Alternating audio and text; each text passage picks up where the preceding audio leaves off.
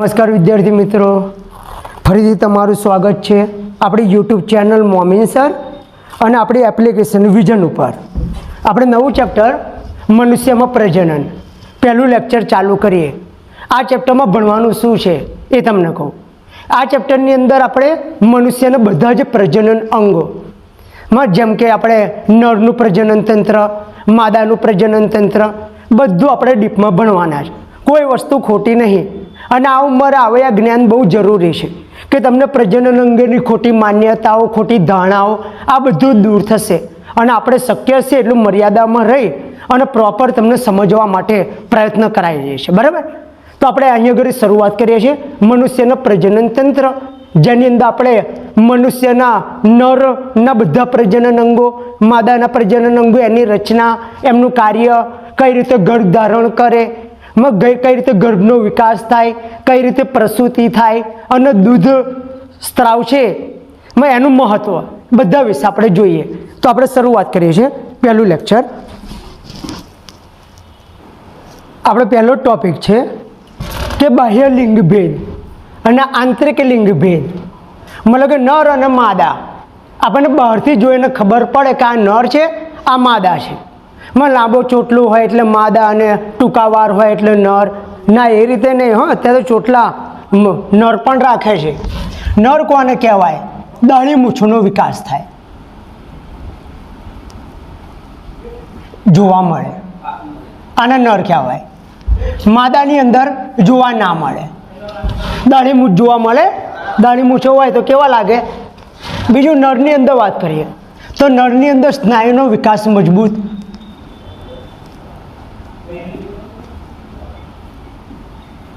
સ્નાયુનો વિકાસ છે નરની અંદર મજબૂત, ખડતલ ખભા, સ્નાયુનો વિકાસ મજબૂત. માદાની અંદર સ્નાયુનો વિકાસ છે એવા નબળો જોવા મળે. નરની અંદર અવાજ ઘેરો જોવા મળે. માદાની અંદર અવાજ તીણો જ જોવા મળે, કાન ફાડી નાખે એવો તીણોનો તીણો રહે. જ્યારે નર છે એ પુખ્ત બનવાની શરૂઆત કરે ને એટલે અવાજ ઘેરો બને. જ્યારે માદાનો અવાજ તીણોનો તીણો જ રહે. નરની અંદર સ્તન ગ્રંથિ હોય ખરી, પણ નામ પૂરતી. સ્તન ગ્રંથિ ખાલી નામ પૂરતી. જ્યારે માદાની અંદર સ્તન ગ્રંથિ છે એ સુવિકસિત જોવા મળે. એટલે તો સસ્તન કહીએ છીએ કે માદા છે એની અંદર સુવિકસિત સ્તન ગ્રંથિ જોવા મળે. અને એ વિકાસ પામતા બાળક છે ને એને પોષણ પૂરું પાડવા માટેની એક વ્યવસ્થા છે.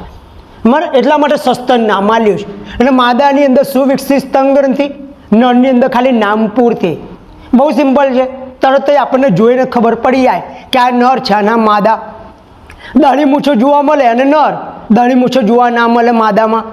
નરની અંદર સ્નાયુનો વિકાસ મજબૂત હોય, માદાની અંદર સ્નાયુનો વિકાસ નબળો હોય. નરની અંદર અવાજ ઘેરો, માદાની અંદર અવાજ તીણોનો તીણો. નરની અંદર સ્તન ગ્રંથિ ખાલી નામ પૂરતી, માદાની અંદર સ્તન ગ્રંથિ સુવિકસિત જોવા મળે. ક્લિયર? આપણે વાત કરીએ આંતરિક લિંગ ભેદ. અંદર એવી કઈ રચના છે જેનાથી નર અને માદા બંને અલગ પડે? બરાબર? તો નરની જેની અંદર શુક્રપિંડ હોય એને કહેવાય નર. શુક્રપિંડ જોવા મળે, આને નર. અને જેની અંદર અંડપિંડ જોવા મળે એને કહેવાય માદા. શુક્રપિંડ છે શરીરની બહાર હોય, નરની અંદર. સસ્તનોમાં શુક્રપિંડ શરીરની બહાર હોય અને વૃષણ કોથળીના પોલાણમાં હોય. એ આપણે આગળ ભણીએ છીએ. જેના કારણે શરીરનું 37°C તાપમાન હોય છે ને એના કરતાં નીચું તાપમાન મળે અને જે શુક્રકોષ બનવાની ક્રિયા છે એ યોગ્ય દરે થાય. એટલે આવૈયા શુક્રપિંડ છે એ વૃષણ કોથળીના પોલાણમાં, વૃષણ કોથળીની અંદર જોવા મળે શરીરની બહાર. અંડપિંડ છે એવા ઉદર ગુહાના પોલાણમાં. એક આ ડિફરન્સ થયો શુક્રપિંડ અને અંડપિંડનું સ્થાન. શુક્રપિંડ છે એ શુક્રકોષોનું સર્જન કરે, શુક્રકોષોનું નિર્માણ. કેટલાયને તો શુક્રપિંડ અને શુક્રકોષમાં ભેદ નહીં લાગતો. શુક્રપિંડ છે એક અંગ છે અને શુક્રકોષ એ કોષ છે, પ્રજનન કોષ છે, જેને જનન કોષ, જેને જન્યુ. બરાબર? જ્યારે અંડપિંડ છે એવે અંડકોષોનું નિર્માણ કરે. બીજું શુક્રપિંડ છે એવે અંગ છે, પણ બે રીતે વર્તે છે. એક તો અંગ તરીકે વર્તે અને અંતઃસ્ત્રાવી ગ્રંથિ તરીકે વર્તે. અંગ તરીકે શુક્રકોષો બનાવે અને અંતઃસ્ત્રાવી ગ્રંથિ તરીકે એવયા નર જાતીય અંતઃસ્ત્રાવ એન્ડ્રોજન્સ પણ બનાવે. જેને એન્ડ્રોજન્સ છે એવા અંતઃસ્ત્રાવોનો સમૂહ છે અને એની અંદર બીજા બધા નિષ્ક્રિય હોય, એની અંદર સક્રિય અંતઃસ્ત્રાવ છે એવા ટેસ્ટોસ્ટેરોન હોય. એટલે નર જાતીય અંતઃસ્ત્રાવ એન્ડ્રોજન્સનો સ્ત્રાવ કરે ટેસ્ટોસ્ટેરોન. માદાની અંદર તમને ખબર હશે કે માદામાં બે જાતીય અંતઃસ્ત્રાવો, એક તો ઇસ્ટ્રોજન અને બીજું પ્રોજેસ્ટેરોન, એનો સ્ત્રાવ કરે. તો હવે આંતરિક લિંગભેદ તરત આવડી જાય. શુક્રપિંડ હોય ને એને જ નર કહેવાય, આ વ્યાખ્યા જ છે. અને જેમાં અનપિંડ હોય એને માદા. શુક્રપિંડ ક્યાં આવેલો, અનપિંડ ક્યાં આવેલો, શુક્રપિંડ કયા કોષો બનાવે, કયો અંતઃસ્ત્રાવ, અનપિંડ કયા કોષો બનાવે, કયો અંતઃસ્ત્રાવ. એટલે હવે આંતરિક લિંગભેદ થઈ જાય. આંતરિક લિંગભેદમાં જેની અંદર શુક્રપિંડ એને નર, જેની અંદર અનપિંડ એને માદા. શુક્રપિંડ શરીરની બહાર વૃષણ કોથળીના પોલાણમાં, અનપિંડ છે ઉદર ગુહાના પોલાણમાં. શુક્રપિંડ શુક્રકોષોનું નિર્માણ, અનપિંડ અંડકોષોનું નિર્માણ. શુક્રપિંડ છે હવે નર જાતીય અંતઃસ્ત્રાવ એન્ડ્રોજન્સ ટેસ્ટોસ્ટેરોનનો સ્ત્રાવ, જ્યારે અનપિંડ છે માદા જાતીય અંતઃસ્ત્રાવ ઇસ્ટ્રોજન અને પ્રોજેસ્ટેરોનનો સ્ત્રાવ. ક્લિયર? હવે આપણે નરનું પ્રજનન તંત્ર શરૂ કરીએ. નરના પ્રજનન તંત્રમાં કયા કયા અંગો હોય એની વિશે આપણે ડીપમાં માહિતી જોઈ લઈએ. ચલો મિત્રો, આપણે આગળનો ટોપિક નરનું પ્રજનન તંત્ર વિશે ભણીએ. તમે આગલું ચેપ્ટર સપુષ્પી વનસ્પતિમાં લિંગી પ્રજનન સરસ રીતે તૈયાર કર્યું હશે એવી અપેક્ષા રાખો. એના નીટના MCQ પણ તમે એપ્લિકેશન ઉપરથી સોલ્વ કર્યા હશે. બરાબર? એક કઈ MCQ તમે જોજો, આજ સુધી નીટના પેપરો સોલ્વ કરજો. એક MCQ બુકની બહારનો ના હોય. એટલે બુકની એક લાઈન તમારા માટે અગત્યની છે. આપણું મટીરિયલ શાના માટે છે? પવિત્ર ગ્રંથ જ તમારી બુક છે NCERTની. બરાબર? તો આ જે મટીરિયલ છે આપણું, એ મટીરિયલ તો કઈ ઘટના કઈ રીતે થાય એ તમને ખબર પડે એના માટે છે. બાકી બુકની એક લાઈન તમારે વાંચવાની. બરાબર? આપણે વાત કરીએ નરનું પ્રજનન તંત્ર. તો નરના પ્રજનન તંત્રમાં કયા કયા ભાગો આવેલા હોય એની વિશે વાત કરીએ. ચલો, નરના પ્રજનન તંત્રમાં મુખ્ય અંગ તો તમને ખબર છે કે શુક્રપિંડો હોય. શુક્રપિંડ મુખ્ય અંગ છે એક જોડના. સહાયક પ્રજનન નલિકાઓ, સહાયક પ્રજનન નલિકાઓ. સહાયક પ્રજનન નલિકાઓ કઈ કઈ તો હું તમને ભણાવું છું કે વૃષણ જાળ આવશે. અત્યારે તમને નહીં ખબર, હું તમને ભણાવું છું. વૃષણ જાળ, શુક્રવાહિકા, અધિવૃષણ નલિકા, અધિવૃષણ નલિકા, શુક્રવાહિની, આ બધી સહાયક પ્રજનન નલિકાઓ છે. બે સહાયક પ્રજનન ગ્રંથિઓ,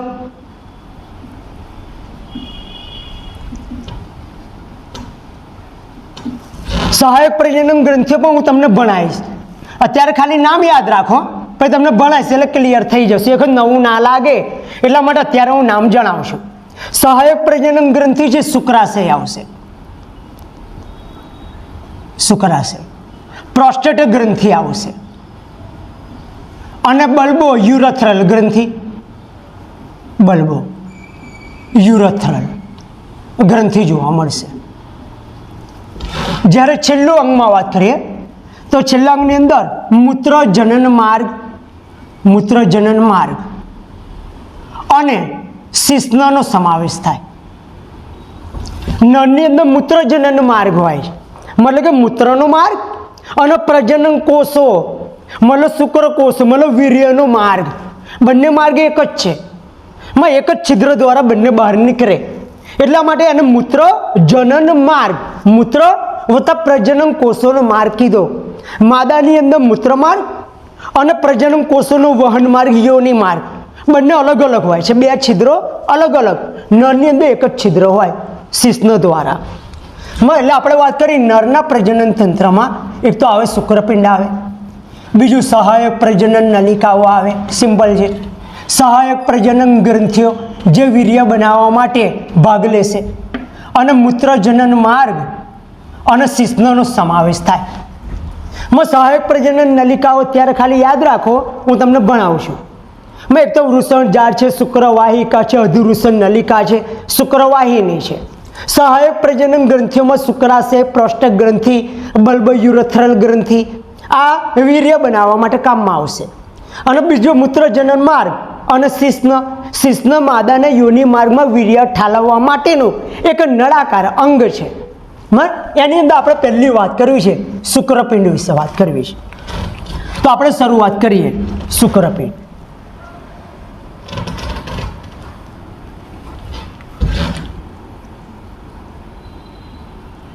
શુક્રપિંડ ફક્ત નરમાં જોવા મળે, એક જોડના હોય, શરીરની બહાર અને વૃષણ કોથળીના પોલાણમાં આવે. ફક્ત નરમાં, શરીરની બહાર, વૃષણ કોથળીના પોલાણમાં. શરીરની બહાર આવી ગયું. શરીરનું તાપમાન કેટલું? 37°C તાપમાન હોય ને, એના કરતાં બહાર 2 થી 2.5°C જેટલું તાપમાન એને નીચું મળે. 2 થી 2.5°C તાપમાન નીચું મળે, જેથી શુક્રકોષ જનનની ક્રિયા યોગ્ય દરે થાય. શુક્રકોષ બનવાની ક્રિયાને શુક્રકોષ જનન કહેવાય. શુક્રકોષ જનન યોગ્ય દરે થાય. એટલે શુક્રપિંડનું જો કદાચ ફેરવીને તાપમાન પણ પૂછી શકે નીટમાં, ત્યારે 37માંથી 2 અને 2.5 બાદ કરવાના. એટલે આપણે છતાં છે 35.5 થી 34.5 થી 35°C તાપમાન શુક્રપિંડનું જોવા મળે. માની લો કે હવે આ વૃષણ કોથળીનું પોલાણ છે, શરીરની બહાર એક જોડ હોય, જોડે બીજી કોથળી હોય. આની અંદર આવેલું હશે આવું અંડાકારનું શુક્રપિંડ આવેલું હોય, ગુલાબી રંગનું અંડાકારનું હોય અને એક જોડના હોય. એટલે શુક્રપિંડ છે એના કદ, આકાર અને રંગ વિશે વાત કરી લઈએ. કદ, આકાર અને રંગ.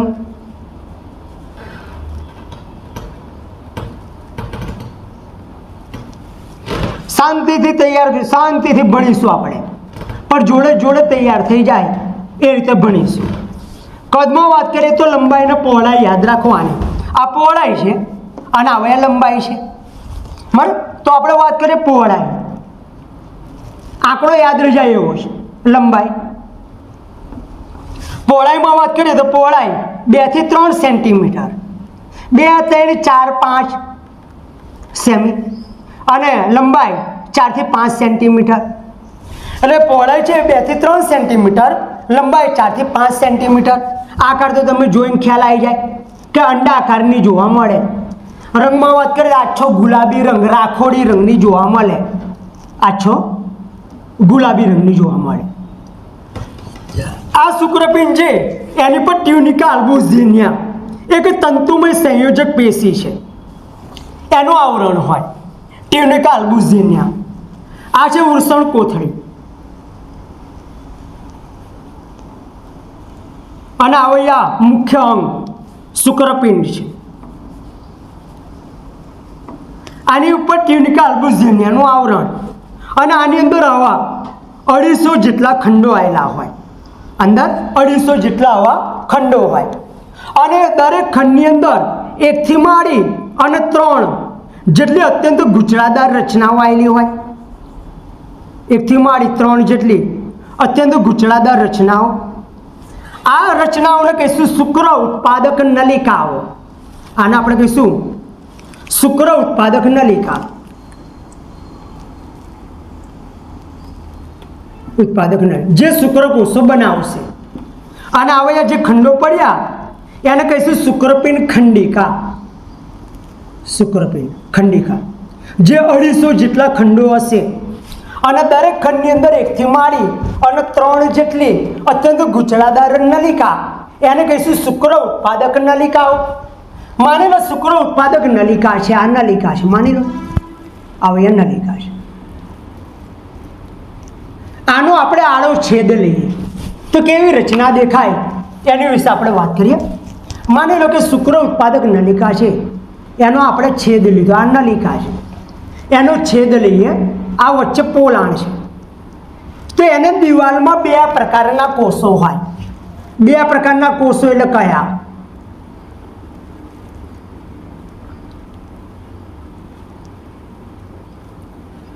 એક કોષો છે એને આપણે કહીશું જનન અધિચ્છદના કોષ, જનન અધિચ્છદ. અને બીજા કોષો છે એને સરટોલીના કોષ, વચ્ચે વચ્ચે સરટોલીના કોષો હોય છે. આ માની લો હું બ્લુ કલરના બતાવું છું, મોટા કદના, એ સરટોલીના કોષો છે એવું માની લો. અને આજુબાજુ જે બતાયા હવે જનન અધિચ્છદના કોષો, જે 4 સ્તર મેં બતાવ્યા છે, પણ 4 થી માંડી અને 8 સ્તરના જનન અધિચ્છદના કોષો આવેલા હોય. 4 થી 8 સ્તર.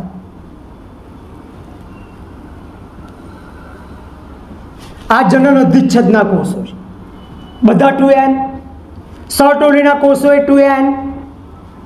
ખ્યાલ આવે ને?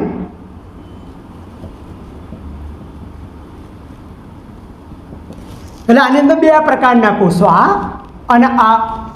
આને આપણે કહીશું જનન અધિચ્છદના કોષ. અને એની જોડે છે એને સરટોલીના કોષ. એની દિવાલમાં બે પ્રકારના. બરાબર, આ જે જનન અધિચ્છદના કોષો છે ને એવે અર્ધીકરણ કરશે અને એવે બનાવશે શુક્રકોષો બનાવશે અર્ધીકરણ કરીને. જેમ કે આપણે વાત કરીએ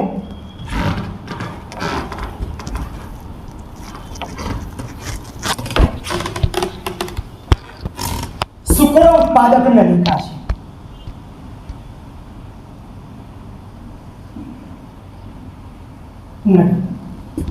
એની દિવાલની અંદર દિવાલમાં બે પ્રકારના કોષો, બે પ્રકારના, એટલે કહીશું જનન અધિચ્છદના કોષ અને બીજું સરટોલીના કોષ.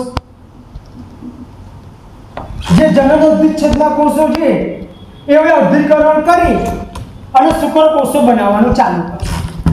આવ્યા અર્ધીકરણ અને આવ્યા બનાવશે શુક્રકોષો. શુક્રકોષોનું નિર્માણ. સરટોલીના કોષો છે એ સંવિભાજન પામશે અને એવા બનાવશે સરટોલીના કોષો જ. અને એવા વિકાસ પામતા શુક્રકોષો છે એને પોષણ પૂરું પાડે. શુક્રકોષોને પોષણ આપશે.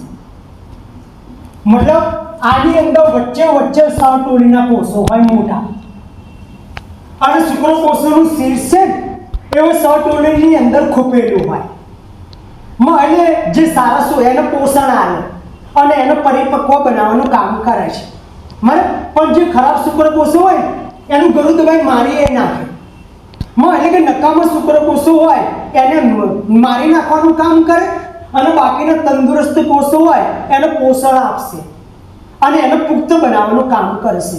એટલે યાદ રાખજો, સરટોલીના કોષો છે એ શુક્રકોષોને પોષણ પૂરું પાડે અને જનન અધિચ્છદના કોષો છે એ શુક્રકોષો બનાવવાનું કામ કરે. હું વાત કરું શુક્ર ઉત્પાદક નલિકાની બહાર. બહાર એટલે કઈ? માની લો કે હવે નલિકા છે, અત્યારે ગુજરાત, એની આજુબાજુનો વિસ્તાર તે શુક્ર ઉત્પાદક નલિકાનો બહારનો વિસ્તાર અહીં કહેવાય. માની લો કે અહીં આગળ શુક્ર ઉત્પાદક નલિકા છે, અહીં આગળ શુક્ર ઉત્પાદક નલિકા છે, તો આ એનો બહારનો વિસ્તાર થયો. તો બહારના વિસ્તારને આપણે કહીશું આંતરાલીય અવકાશ. આ જે બહારનો વિસ્તાર છે એને આપણે કહીશું આંતરાલીય અવકાશ.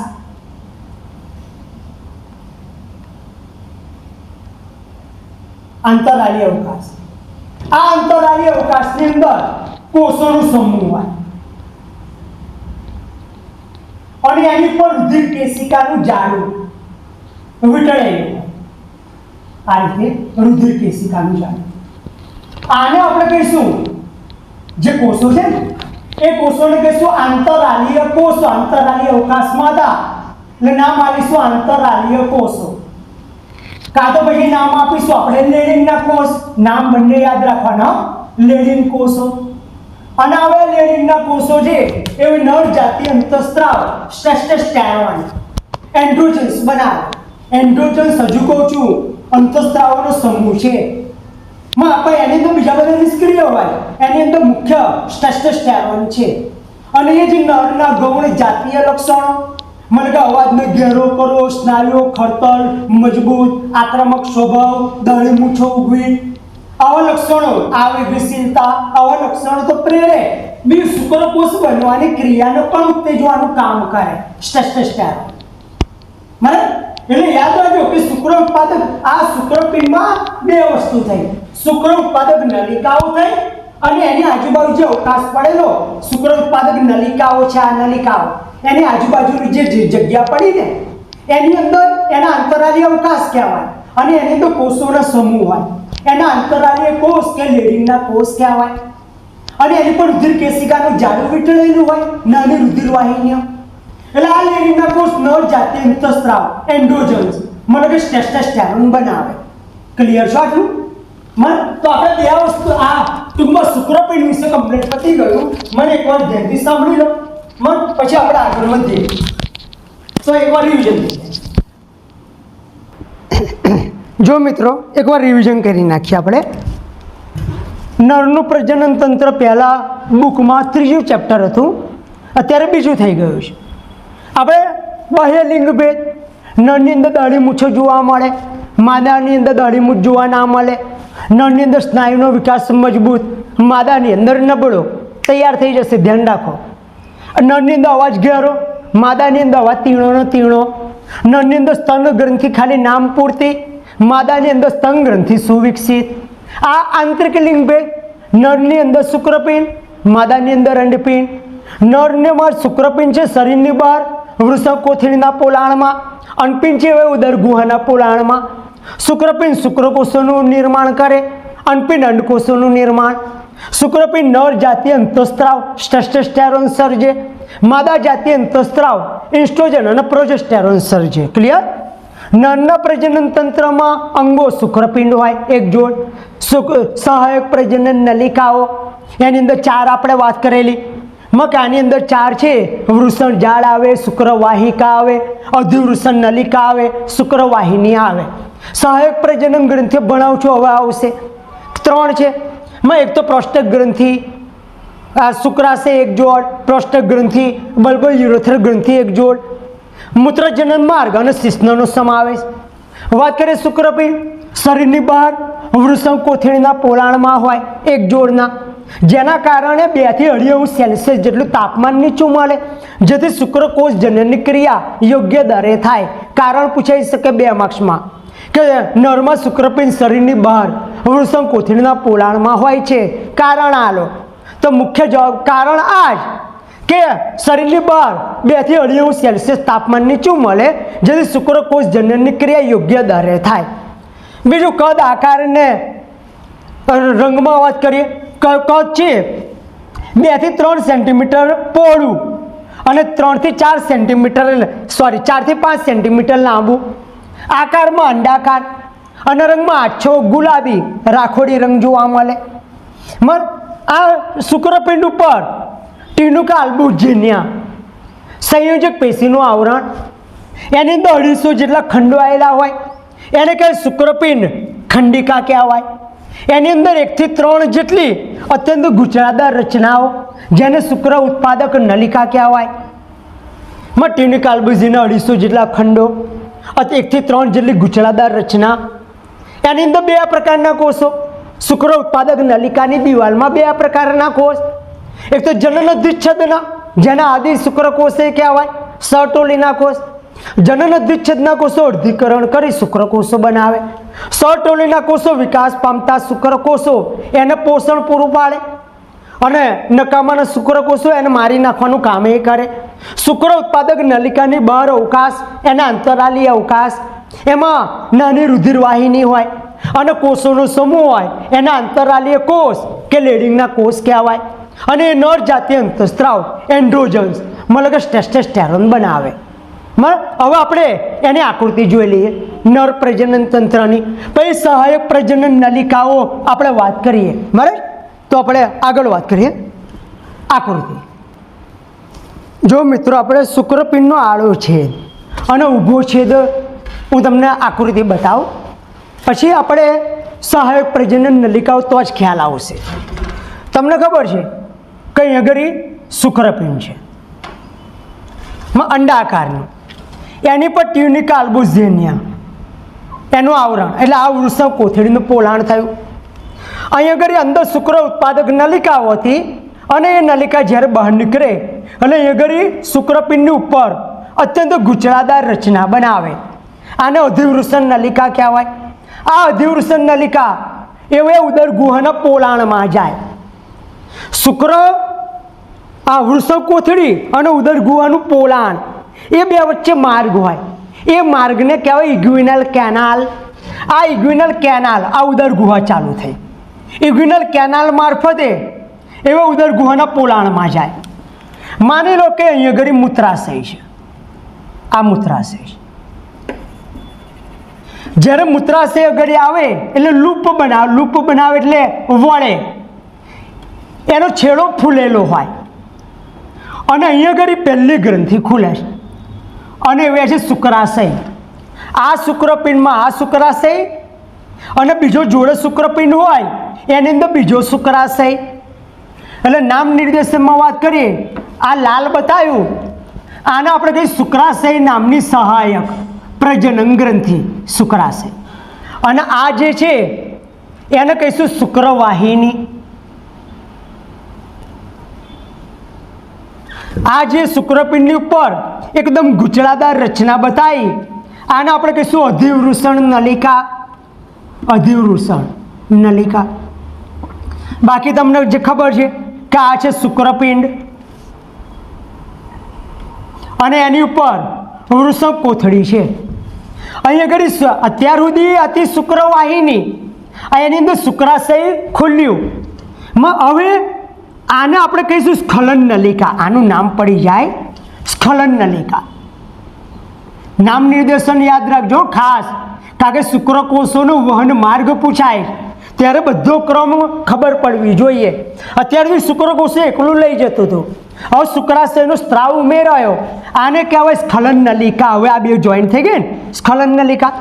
જ્યારે હવે બહાર નીકળે છે ત્યારે આની અંદર મૂત્ર માર્ગ પણ ખુલે. હવે મૂત્ર માર્ગ ખુલ્યો. હવે મૂત્ર માર્ગ ખુલી ગયો, આ ભાગ છે, આને કહેવાય મૂત્ર માર્ગ ખુલ્યો.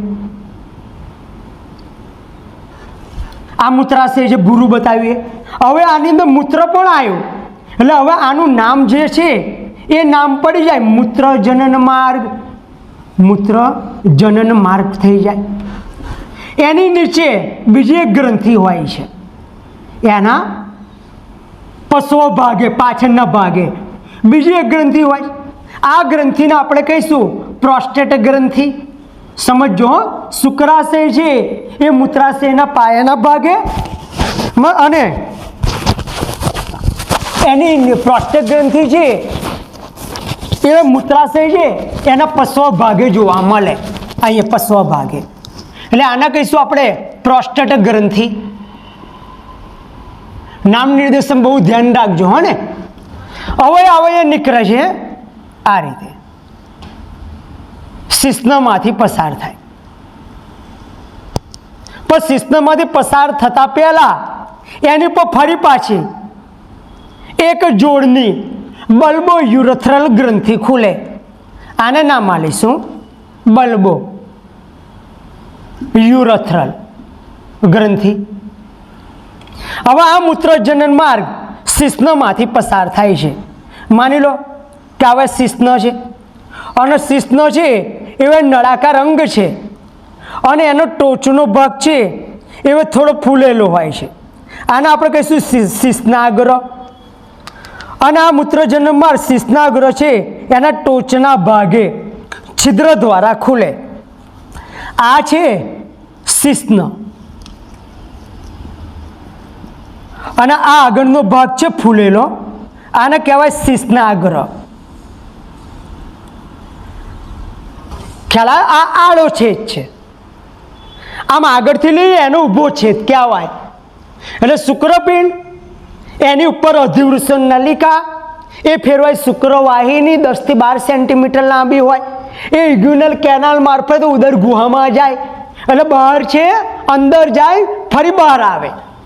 એટલે આ શુક્રવાહિની મૂત્રાશયના ફરતે લૂપ બનાવે એટલે વળે. એ આગળ શુક્રાશય ખુલે એટલે બને સ્ખલન નલિકા. એમાં મૂત્ર માર્ગ ખુલે એટલે બને મૂત્રજનન માર્ગ. એમાં પ્રોસ્ટેટ ગ્રંથિ છે, એ નાની નાની નલિકાઓ દ્વારા ખુલે. 10 થી 12 જેટલી નાની નાની નલિકાઓ દ્વારા ખુલે. આ મૂત્રજનનમાં શિશ્નમાંથી પસાર થતા પહેલા એની અંદર એક જોડના બલ્બ યુરેથ્રલ ગ્રંથિ ખુલે. અને પછી શિશ્નના છિદ્ર દ્વારા બહાર નીકળેલે આગળથી મૂત્ર આવ્યો અને વીર્ય, શુક્રકોષોનો વહન માર્ગ બંને એક જ છે. એટલા માટે આને મૂત્રજનન માર્ગ કહેવાય. માની લો કે આપણે જોવો છે ઊભો છેદ, તો ઊભા છેદની આકૃતિ કેવી દેખાય? માની લો કે આ શુક્રપિંડ છે.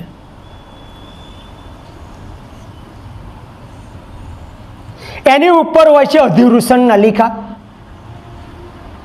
માની લો અધિવૃષણ નલિકા. હું કઈ રીતે આકૃતિ દોરું છું એ ધ્યાન રાખજો. અને બધાનું ડ્રોઈંગ સારું હોય એવું જરૂરી નહીં, બરાબર? પણ તમારે નામ નિર્દેશન કમ્પ્લીટ કરવા પડે.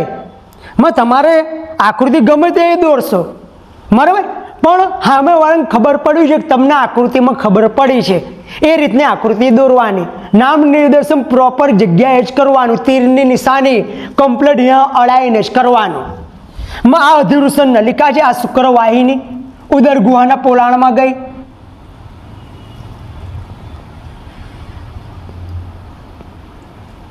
અહીં મૂત્રાશય આપણે ભૂરું બતાવીએ. આ મૂત્રાશય છે. અહીંયા આગળ ગયું એટલે ભાગ થોડો ફૂલેલો હોય. આ બે ભેગી થાય ત્યારે અહીંયા આગળ શુક્રાશય ખુલે. અહીંયા આગળ શુક્રાશય ખુલે એટલે શુક્રાશય એક જોડ થઈ.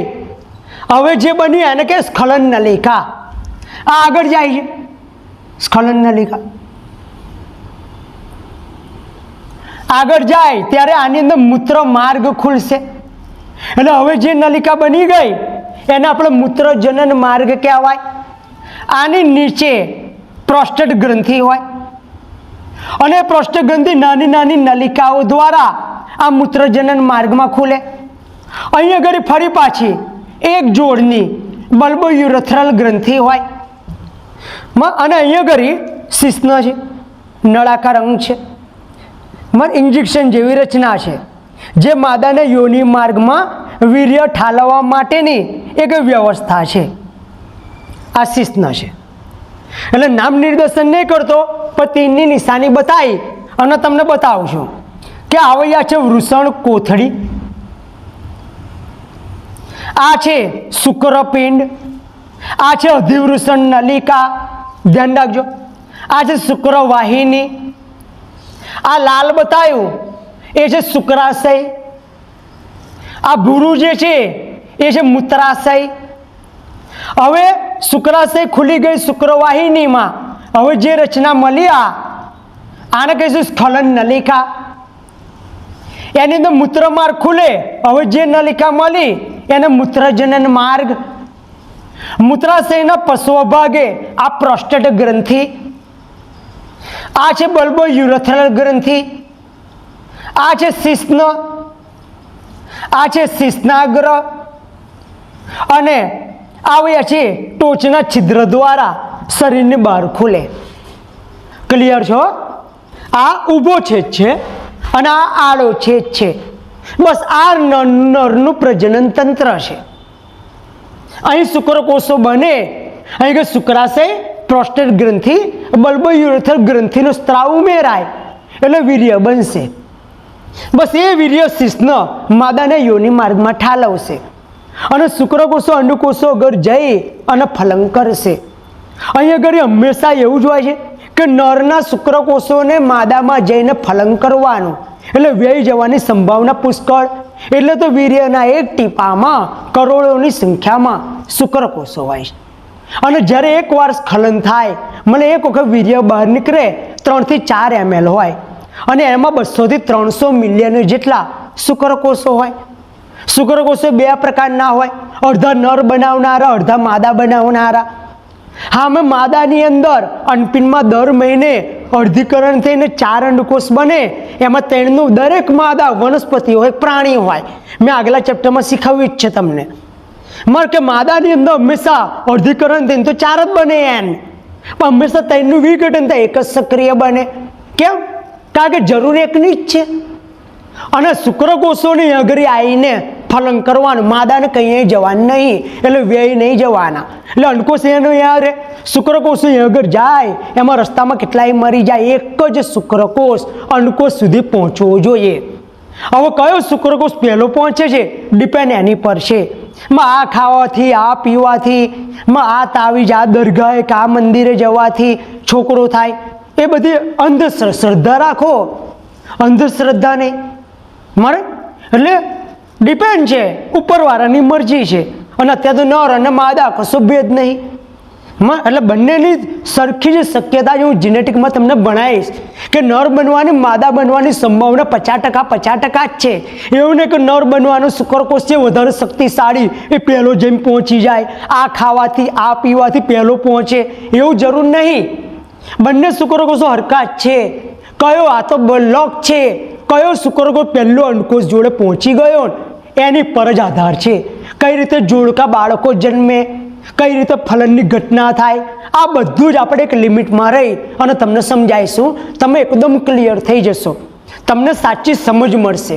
અને આ ઉંમરે જ સમજ જરૂરી છે. આ કંઈ ખોટી વસ્તુ નહીં. તમને જે ખોટી માન્યતામાં ખોટા ભ્રમ હોય એ બધા ખરાબ વસ્તુ છે. આ બધા ભ્રમ નીકળી જશે. આપણા શરીરનું છે અને શરીર વિશે જાણવામાં શેની શરમ મારે. તો હવે આપણે આગળનો ટોપિક શુક્રપિંડ બની ગયા, પણ સહાયક પ્રજનન નલિકાઓ વિશે આપણે ભણીએ.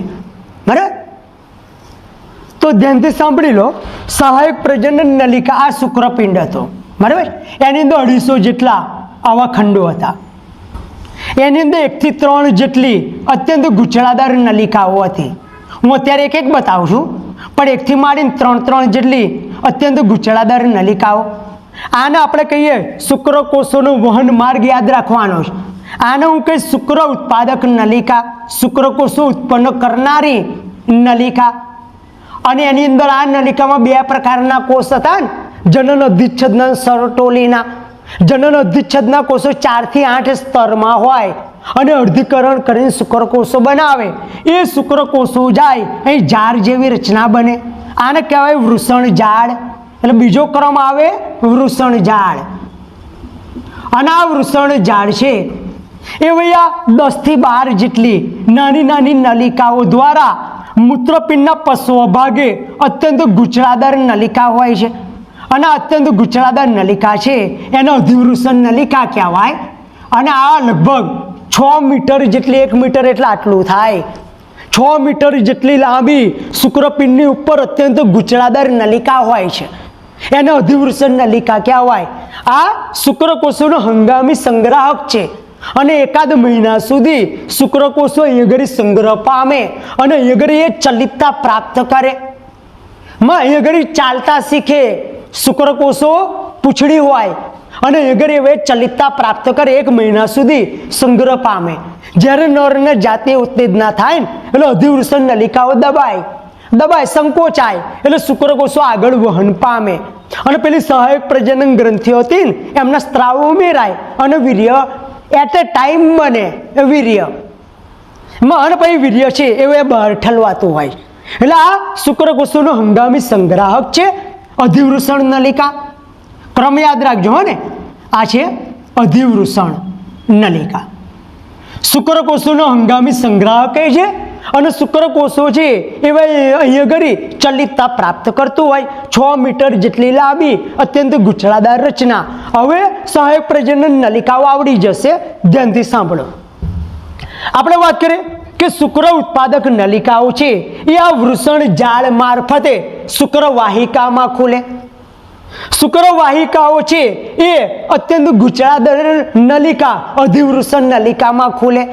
આ અધિવૃષણ નલિકા શુક્રપિંડ છે ને એના પશ્વ ભાગે અત્યંત ગૂંચળાદાર રચના છે.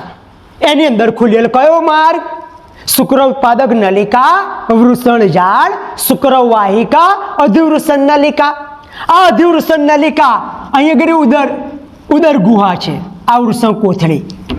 તો આ જે માર્ગ બની આને કે ઇગ્વિનલ કેનાલ, એટલે અધિવૃષણ નલિકા શુક્રવાહિની ફેરવાઈ ગઈ અધિવૃષણ નલિકા, એટલે આ બની ગઈ શુક્રવાહિની. તો શુક્રવાહિની છે એ આ શુક્રવાહિની એવા ઇગ્વિનલ કેનાલ મારફતે ઉદર ગુહાના પોલાણમાં જાય અને મૂત્રાશયના ફરતે લૂપ બનાવે વળે અને એની અંદર શુક્રાશય ખુલે. હવે નામ પડી જાય એનું સ્ખલન નલિકા. એ સ્ખલન નલિકામાં મૂત્ર માર્ગ ખુલે, હવે નામ પડી જાય મૂત્રજનન માર્ગ. માં પછી એ શિશ્નમાંથી પસાર થાય મૂત્રજનન માર્ગ. એ પહેલા એની અંદર પ્રોસ્ટેટ નલિકા એટલે કે પ્રોસ્ટેટ ગ્રંથિ અને બલ્બો યુરેથ્રલ ગ્રંથિ ખુલે અને શિશ્નના છિદ્ર દ્વારા બહાર નીકળે. ક્લિયર છો? ફરી એકવાર ધ્યાનથી સાંભળી લો. એટલે નરનું 2 પૂરું થઈ જાય. કે શુક્રપિંડ સહાયક પ્રજનન નલિકા, આપણે સહાયક પ્રજનન ગ્રંથિઓ લઈ લઈએ એટલે નરનું પ્રજનન તંત્ર પૂરું. આપણે નેક્સ્ટ લેક્ચરમાં માદાનું પ્રજનન તંત્ર ભણીશું. ધ્યાનથી સાંભળી લો કે શુક્ર ઉત્પાદક નલિકાઓ છે એ વૃષણ ઝાડ મારફતે શુક્રવાહિકામાં ખુલે. શુક્રવાહિકાઓ એવે શુક્રપિંડની બહાર અત્યંત ગૂંચળાદાર નલિકા અધિવૃષણ નલિકામાં ખુલે. આ અધિવૃષણ નલિકા શુક્રપિંડના પશ્વ ભાગે અત્યંત ગૂંચળાદાર રચના છે. આ અધિવૃષણ નલિકા શુક્રવાહિની મારફતે ઇગ્વિનલ કેનાલ દ્વારા ઉદર ગુહાના પોલાણમાં જાય, મૂત્રાશયના ફરતે લૂપ બનાવે, એની અંદર શુક્રાશય ખુલે. હવે નામ પડ્યું સ્ખલન નલિકા. એની અંદર મૂત્ર માર્ગ ખુલે એટલે હવે નામ પડી જાય મૂત્રજનન માર્ગ. હવે મૂત્રજનનમાં શિશ્નમાંથી પસાર થાય પણ એ પહેલા એની અંદર પ્રોસ્ટેટ ગ્રંથિ અને બલ્બો યુરેથ્રલ ગ્રંથિ ખુલતું હોય છે. ક્લિયર? તો આ મેં માર્ગ કીધો. આપણે વાત કરીએ હવે શુક્રવાહિની. ધ્યાનથી સાંભળજો કે ઓકે હવે સહાયક પ્રજનન ગ્રંથિઓ વિશે વાત કરવી છે. બરાબર? તો એ ટોપિક આપણે જોઈ લઈએ. સહાયક પ્રજનન ગ્રંથિ. જો મિત્રો આ 2 માર્ક્સમાં પ્રશ્ન પણ પૂછાય છે કે નરની સહાયક પ્રજનન ગ્રંથિઓ એની પર નોંધ. બરાબર? તો આપણે એની વિશે વાત કરીએ. નરની સહાયક પ્રજનન ગ્રંથિઓ 3 છે. શુક્રાશય, પ્રોસ્ટેટ ગ્રંથિ, બલ્બો યુરેથ્રલ ગ્રંથિ. શુક્રાશય એક જોડ હોય, પ્રોસ્ટેટ ગ્રંથિ એક જ અને બલ્બો યુરેથ્રલ ગ્રંથિ જેને કાઉપર ગ્રંથિ પણ કહેવાય. બલ્બો યુરેથ્રલ ગ્રંથિ જેને આપણે કાઉપર ગ્રંથિ પણ કહીશું. પહેલાં પહેલી આ 3 નામ યાદ હોવા જોઈએ. આવડી જાય નામ? કયા કયા? શુક્રાશય, પ્રોસ્ટેટ ગ્રંથિ, બલ્બો યુરેથ્રલ ગ્રંથિ. ક્લિયર? શુક્રાશય એક જોડ, પ્રોસ્ટેટ ગ્રંથિ એક, બલ્બો યુરેથ્રલ ગ્રંથિ એક જોડ. પહેલાં પહેલી આપણે સ્થાન કહી દઈએ. સ્થાન ક્યાં આગળ?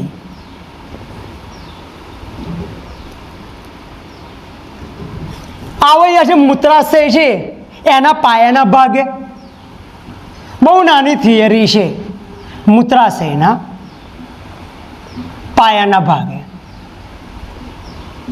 આ જે મૂત્રાશય છે એના પશ્વ ભાગે પાછળ, એટલે મૂત્રાશયના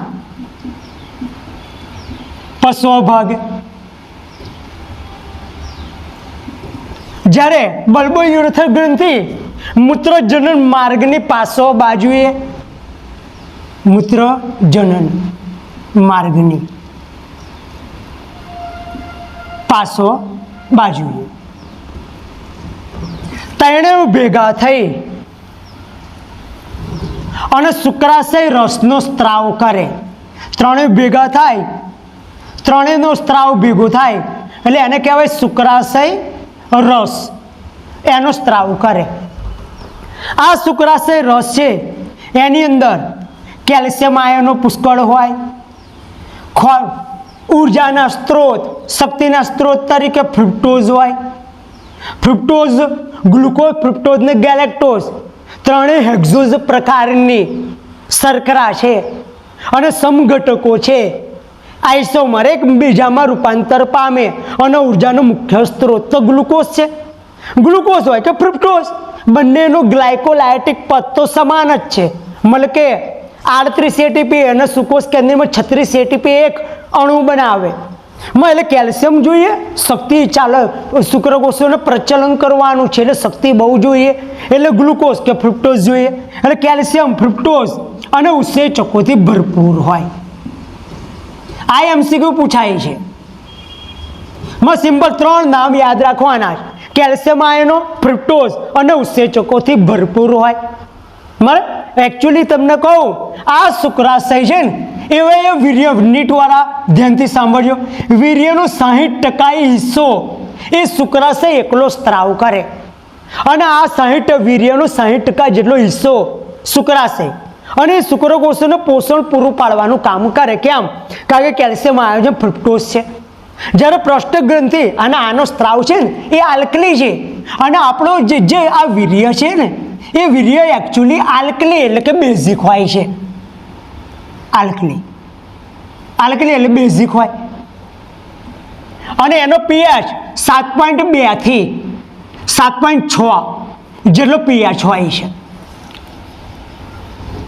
વીર્ય હંમેશા બેઝિક હોય. માદાનો યોનિ માર્ગ અમ્લીય હોય એટલે એસિડની, અમ્લીય એટલે એસિડની અંદર બેઝ જાય એટલે તટસ્થ બની જાય. એટલે આ પૃષ્ઠ ગ્રંથિનો સ્ત્રાવ છે સફેદ હોય. આયા આલ્કલી સ્ત્રાવ, આયા આલ્કલી સ્ત્રાવ, આયા આલ્કલી સ્ત્રાવ. આનો સ્ત્રાવ છે સફેદ પડતો હોય, દૂધિયો સ્ત્રાવ હોય. એ શું કામ કરે કે શુક્રકોષોને જકડી રાખે. જે આ રીતનો શુક્રકોષ હોય ને એ શુક્રકોષને આજુબાજુથી જકડી રાખે, એને હલનચલન ના થવા દે. કેમ? જો શરૂઆતથી હલનચલન કરી દે તો એનામાં વહેલા ઉર્જા પતી જાય, વહેલા મરી જાય. એટલે શુક્રકોષને જકડી રાખે, એને હલનચલન ના કરવા દે. જ્યારે વીર્ય માદાને યોનિ માર્ગમાં ઠલવાય તો યોનિ માર્ગ અમ્લીય છે અને આ વીર્ય બેઝિક છે. એસિડની અંદર બેઝ ગયો એટલે દ્રાવણ તટસ્થ થઈ જાય અને જે સફેદ દૂધિયો સ્ત્રાવ હતો ને એ દૂધિયો સ્ત્રાવ ઓગળી જાય એટલે શુક્રકોષો છૂટા થઈ જાય. મને શુક્રકોષો સક્રિય બન્યા એમ કહેવાય. આને કેપેસિટેશન કહેવાય. કોઈ વાર MCQ પૂછાય, ધ્યાન રાખજો નીટવાળા, કેપેસિટેશન એટલે શું અને કઈ ગરી થાય? તો કેપેસિટેશન માદાને યોનિ માર્ગમાં થાય. કેમ? કારણ કે પૃષ્ઠ ગ્રંથિનો દૂધિયા સ્ત્રાવે એને જકડી રાખેલો એટલે શુક્રકોષો બિલકુલ હલનચલન નતા કરતા. માદાના યોનિ માર્ગમાં ગયા, અમ્લીય પર્યાવરણમાં પડ્યા, બેઝિક એટલે તટસ્થ થઈ ગયું અને દૂધિયો સ્ત્રાવ આગળી ગયો એટલે શુક્રકોષો હવે છૂટા થઈ ગયા, પ્રચલન માટે તૈયાર થઈ ગયા. આને કહેવાય સક્રિય થયા અને એને કે કેપેસિટેશન. ક્લિયર? અને આ બલ્બયુરથ ગ્રંથિનો સ્ત્રાવ છે ને એ શ્લેષ્મીય હોય છે, પારદર્શક હોય છે અને ચીકણો સ્ત્રાવ છે. આ પહેલા સ્ત્રાવ પામવાનું ચાલુ થઈ જાય, નર જાતીય ઉત્તેજના થાય ને ત્યારથી સ્ત્રાવ પામવાનું ચાલુ થઈ જાય એટલે જે શિશ્ન હોય એનો આજુબાજુનો ભાગ છે ને ચીકણો કરી દે એટલે શિશ્નને માદાને યોનિ માર્ગમાં ઘસારો થતો અટકાવે. એ ટૂંકમાં ઉજળનું કામ કરે. ખ્યાલ આવે છે? જ્યારે બલ્બયુરેથ્રલ ગ્રંથિનો સ્ત્રાવ, બલ્બયુરેથ્રલ ગ્રંથિનો સ્ત્રાવ ઉજળનું કામ કરે. મતલબ કે શિશ્નને ભીનું કરી દે, ચીકણું કરી દે એટલે માદાને યોનિ માર્ગમાં ઘસાતો અટકાવે. આનો સ્ત્રાવ શુક્રકોષોને પોષણ આલે, આનો સ્ત્રાવ શુક્રકોષોને હલનચલન થતા અટકાવે, મતલબ કે એનર્જી બચાવી રાખે છે અને આનો સ્ત્રાવ છે એ શિશ્નનો ઘસારો થતો અટકાવશે. તો આ સહાયક પ્રજનન ગ્રંથિ પૂરું. સિમ્પલ છે, ધ્યાનથી સાંભળી લો કે નરની સહાયક પ્રજનન ગ્રંથિઓ 3, શુક્રાશય 1 જોડ, પૃષ્ઠ ગ્રંથિ 1, બલ્બયુરેથ્રલ ગ્રંથિ 1 જોડ. પહેલા સ્થાન કહી દો કે શુક્રાશય જે મૂત્રાશય છે એના પાયાના ભાગે 1 જોડના, પૃષ્ઠ ગ્રંથિ મૂત્રાશયના પશ્વ ભાગે અને બલ્બ યુરેથ્રલ ગ્રંથિ મૂત્રજન માર્ગની પાસો બાજુ એક જોડના ત્રણેય ભેગા થઈ શુક્રાશય રસનો સ્ત્રાવ કરે અને એની અંદર ફ્રુક્ટોઝ છે, કેલ્શિયમ આયન છે અને ઉત્સેચકોથી ભરપૂર હોય અને બલ્બ યુરેથ્રલ ગ્રંથિનો સ્ત્રાવ એવો આ શિશ્નને ઉજળમાં મદદ કરે. તમને બુકમાં આટલું જ આલ્યું છે ને આટલું જ લખવાનું. તો આ નરની સહાયક પ્રજનન ગ્રંથિ પૂરી થઈ ગઈ અને અહીંયા ઘડી આપણું ટૂંકમાં નરનું પ્રજનન તંત્ર પણ પૂરું થયું. તમારા જાણ માટે હું તમને કહું કે નર છે ને એનું શિશ્ન માની લો કે એનો આડો છેદ લઈએ છીએ આપણે. આવો આડો છેદ લીધો, આ શિશ્ન છે એનો આડો છેદ. આ પૃષ્ઠભાગ એટલે શિશ્ન છે ને એનું પૃષ્ઠ, તમને ખબર પૃષ્ઠ વક્ષ કોને કહેવાય? હંમેશા આટલું યાદ રાખવાનું, આ ભાગ કોઈ પણ પ્રાણીને એનો ઊંધો પાડી દેવાનો. પીઠવાળો ભાગ મગર છે, કાચબો છે, પક્ષી છે, એનો પીઠવાળો ભાગ આવે ને જે કરોડસ્તંભ, આને કહેવાય પૃષ્ઠભાગ કહેવાય. એનો નીચેનો ભાગ આપણો પૃષ્ઠભાગ આ કરોડસ્તંભ અને આ નીચેનો ભાગ એનો વક્ષ ભાગ કહેવાય. આવે આ અગ્ર ભાગ કહેવાય, આવે આ પશ્વ ભાગ કહેવાય, આજુબાજુના પાર્શ્વ કહેવાય. ખ્યાલ કોઈ પણ પ્રાણીને ઊંધું પાડી દેવાનો. કયો કયો? પૃષ્ઠ, વક્ષ, અગ્ર, પશ્વ, પાર્શ્વ. કરી જો એકવાર. શું કહીશું? પૃષ્ઠ, વક્ષ, અગ્ર, પશ્વ, પાર્શ્વ. ફરી એકવાર. પૃષ્ઠ, વક્ષ, અગ્ર, પશ્વ, પાર્શ્વ. ફરી એકવાર. વક્ષ, પૃષ્ઠ, પાર્શ્વ, પશ્વ, અગ્ર. ક્લિયર? આ છે એવો વક્ષ ભાગ છે માનો, અને આ બે છે પૃષ્ઠભાગ. આની અંદર ત્રણ વાદળી સહદ્રશ્ય નળાકાર હોય, એમાં બે મોટા અને એક નાનું. વાદળી સહદ્રશ્ય એટલે અહીં ઘડી રુધિર કોટરો પણ કહેવાય અને શિશ્નની લંબાઈને અનુસરી અને ત્રણ નળાકારો આવા હોય. ત્રણ નળાકારો શિશ્નની અંદર, ત્રણ નળાકારો હોય. જ્યારે નરને જાતીય ઉત્તેજના થાય ત્યારે આની અંદર લોહીનો ભરાવો થાય. શિશ્નની અંદર હડકું ના હોય. અમુક પ્રાણી અપવાદ છે, ઉંદર જેવા પ્રાણી, એના શિશ્નની અંદર હડકું જોવા મળે, બાકી પ્રાણીઓની અંદર શિશ્નમાં હડકું ના હોય. જ્યારે નોર્મલ અવસ્થા હોય ને ત્યારે શિશ્નનું લોહીનું પ્રમાણ ઓછું હોય, એટલે શિશ્નનું કદ નાનું હોય અને એકદમ નરમ હોય. પણ જ્યારે નરને જાતીય ઉત્તેજના થાય એટલે આની અંદર લોહીનો ભરાવો થાય. લોહીનો ભરાવો એટલે આવ્યા વાદળી સદૃશ્ય છે સ્તંભો, એ ફૂલે એટલે શિશ્નનું કદ વધે. ફુગ્ગામાં હવા પૂરીએ છે ને એમ શિશ્નનું કદ એ વધે અને શિશ્ન કઠણ બને. જો શિશ્ન કઠણ બને એને કહેવાય ઉત્થાન સ્થિતિ. ઉત્થાનની સ્થિતિ કહેવાય. અને એ પ્રજનન માટે બહુ જરૂરી. માદાના યોનિ માર્ગમાં વીર્ય ઠાલવવા માટે આ ઉત્થાન સ્થિતિ અત્યંત જરૂરી છે. અને એના વગર માદાના યોનિ માર્ગમાં વીર્ય નહીં ઠલવાય. બરાબર? બીજું નપુંસકતા સાંભળેલું હશે. નપુંસકતા કોઈ રોગ જ નહીં, આ એક માનસિક છે. માનસિક છે, બાકી કોઈ એવો રોગ છે નહીં. અને પ્રજનન નર મનુષ્ય છે ને, મનુષ્યની અંદર જીવનભર આખી જિંદગી પ્રજનન કરી શકે વારંવાર, કોઈ સમયગાળો પણ નક્કી નહીં. જ્યારે અમુક પ્રાણી તમે જુઓ, નોન પ્રાઇમેટ પ્રાણી એવા અમુક ઋતુની અંદર પ્રજનન કરે છે, કારણ કે એની અંદર ઋતુસ્ત્રાવ થવાનો હોય એ અમુક ચોક્કસ ઋતુમાં થતો હોય. પ્રાઇમેટ પ્રાણી વાનર, માનવ, એપ, લેમુર આ પ્રાઇમેટ પ્રાણી છે. અને એના માટે પ્રજનનનો સમયગાળો કોઈ નક્કી ને, દર મહિને માસિક સ્ત્રાવ થતો હોય છે. મતલબ કે દર મહિને અંડકોષ બને છે અને આ જીવન પ્રજનન કરી શકે છે. ઉંમર વધતા કાર્યક્ષમતા ઘટે. બીજું શિશ્નની લંબાઈ એ પ્રજનનમાં કોઈ મેટર નહીં કરતી, કારણ કે માદાને યોનિ માર્ગનો શરૂઆતનો 2 સેન્ટીમીટર વાળો ભાગ છે એ એકલો જ સેન્સિટિવ હોય. બરાબર? બાકી અંદર તો પોલાણ છે, ગર્ભાશયનું પોલાણ આવી જાય. અને શિશ્નની લંબાઈ કોઈ મેટર ના કરે પ્રજનનમાં. બરાબર? એટલે આ બધા ભ્રમ છે ને એ તમે મગજમાંથી કાઢી નાખો. શિશ્નનું કદ નાનું મોટું એની જોડે કોઈ લેવા દેવા નહીં. એમાં જાતીય ઉત્તેજનામાં કશો ફેર ના પડે. અને પિતા ના બનાય, આપણે પિતૃત્વ પ્રાપ્ત ના કરીએ, આ બધી માન્યતા છે. બાકી વીર્ય થોડુંક પણ અંદર ગયું, ખાલી શુક્રકોષ તો જાતે પછી પ્રચલન કરીને જવાનો. એક જ શુક્રકોષ લાખો કરોડોમાંથી એક જ શુક્રકોષ અંડકોષ સુધી પહોંચવો જોઈએ, બસ વાત પૂરી. બરાબર. અને આપણા ભારતમાં તો બધી અંધશ્રદ્ધા બહુ છે. જો સ્ત્રી કોઈ દંપતીને ખાલી પુત્રીઓનો જન્મ થતો હોય, પુત્રીનો જ, તો એના માટે જવાબદાર સ્ત્રીને માને છે.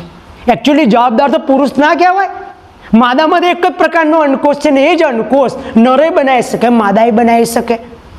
અંડકોષ જોડે કોઈ લેવા દેવા નહીં. ડિપેન્ડ છે કયો શુક્રકોષ પહેલો ગયો ને એની પર આધાર છે.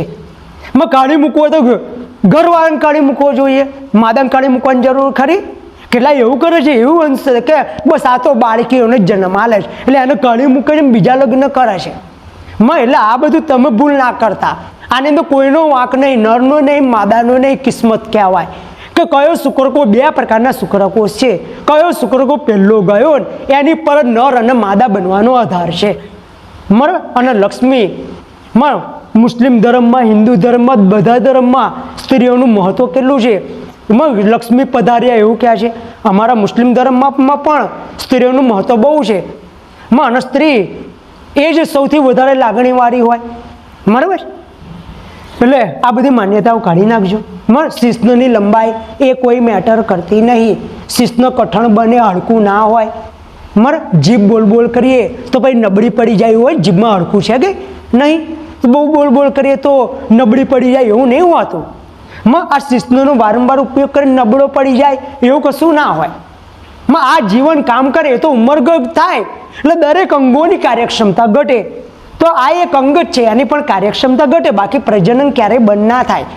અને આ કઠણ બનવાનું એક જ કારણ નરને જાતીય ઉત્તેજના થાય. એટલે આ સ્તંભો છે, વાદળી સદ્રશ્ય સ્તંભો, રુધિર કોટરો, એની અંદર લોહી ભરાય એટલે ફૂલે, એટલે આ મોટું બને અને કઠણ બને, એને ઉત્થાન કહેવાય. અને પ્રજનન માટે અત્યંત જરૂરી છે. અહીં આગળ નરનું પ્રજનન તંત્ર કમ્પ્લીટ પતી ગયું. પ્લીઝ આટલું તમે વાંચીને આવજો, તૈયાર કરજો. આવતીકાલે આપણે માદા પ્રજનન તંત્ર વિશે ભણીશું. બરાબર? Okay, thank you very much.